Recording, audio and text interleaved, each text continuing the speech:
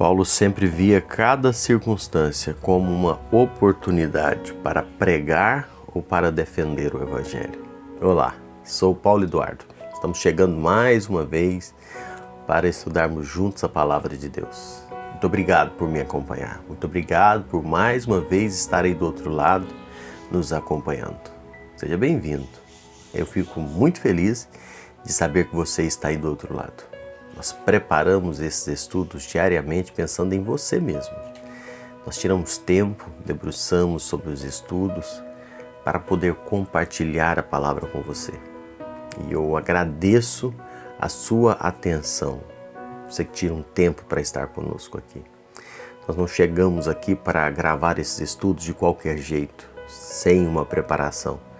E nós nos preparamos e ficamos muito felizes quando você tira alguns minutinhos para acompanhar a palavra de Deus. Muito obrigado.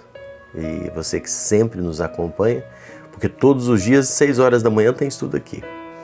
E você por acaso está passando aqui hoje, por alguma razão, muito obrigado também. E eu peço que se inscreva e se torne um acompanhante aqui do nosso canal. É um prazer ter você como inscrito aqui também. Te convido agora a me acompanhar em mais um estudo bíblico. Vamos juntos?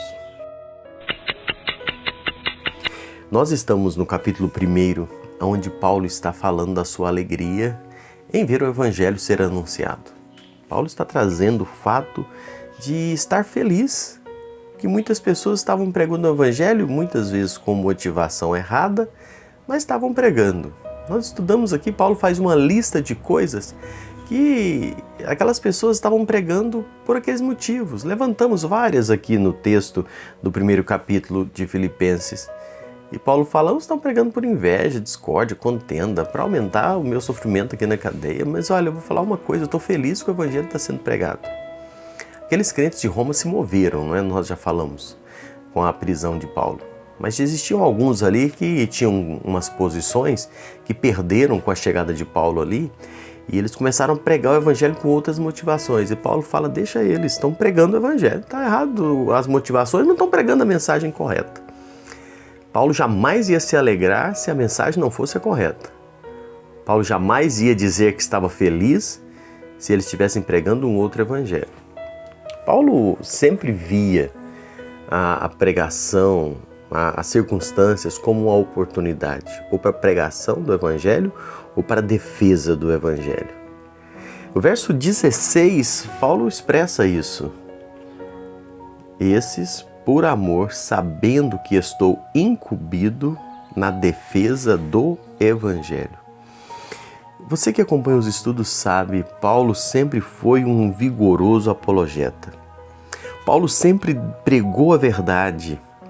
Mas ele não só pregava a verdade, mas ele defendia também o Evangelho. Ele desbaratou muitas heresias. Sabe, ele não só ergueu a bandeira de Cristo, mas ele combateu com muita tenacidade toda sorte de ensinos falsos, de falsos mestres que estavam tentando perverter o cristianismo. Paulo enfrentou aqueles judaizantes, nós já estudamos, não é? Lá em Colossenses, os legalistas, os místicos, os gnósticos, tantas pessoas. Lá em Colossenses 2, versículos de 8 a 33, nós já estudamos isso aqui no canal. Paulo combateu ferrenhamente essas pessoas, enfrentando mesmo. E eu olho toda essa defesa de Paulo do Evangelho, eu fico olhando os nossos dias, não é? Hoje tantos falsos mestres se levantam, não é? Hoje você olha, tem tantas doutrinas falsas sendo pregadas aí nos salões de reuniões, nas chamadas igrejas, não é? Na internet, aqui mesmo, quantas coisas esquisitas é pregado aí nas ruas, não é? De porta em porta, nas rádios, enfim, na televisão. Tantas seitas, tantas heresias, tantos ensinos falsos, tão longe da realidade do Evangelho. Hoje nós temos o liberalismo sendo proclamado aí. Hoje nós temos o misticismo, o pragmatismo, heresias que estão atacando fortemente hoje as igrejas. Nós temos hoje uma teologia contemporânea que distorce completamente o fundamento da palavra de Deus. Velhas heresias que muitas vezes hoje aparecem com novas caras, né? Nós temos hoje o teísmo aberto. Coisas assim que você começa a olhar e é fácil enganar as pessoas. É fácil enganar muitas pessoas que não têm firmeza porque muitos desses falsos mestres estão usando a Bíblia. Muitos usam textos fora de contexto e aquilo se torna um pretexto para heresia. Livros insolenes hoje atacando o cristianismo. Nós temos livros como o Código da Vinci, nós temos o Evangelho de Judas espalhado por aí. E nós precisamos dar a devida atenção à razão da nossa esperança. 1 Pedro 3,15 fala isso. Mas cuidado para não sermos levados por isso. Cuidado para não sermos levados por esses ensinamentos. Não parar para dar ouvidos para esses ensinamentos falsos, essas heresias que existem por aí. J.A. Moutier diz que Paulo via a si mesmo como um homem sob ordens. Paulo tinha um propósito, Paulo tinha um alvo. Paulo estava empenhado na defesa do Evangelho e ele escreve, sabendo que estou incumbido da defesa do Evangelho. E o termo que Paulo usa aqui é um termo de origem, a palavra original aqui traz a ideia de militar. Quando os soldados da guarda pretoriana vinham cumprir o turno, Paulo estava preso, eles vinham e se algemavam a Paulo.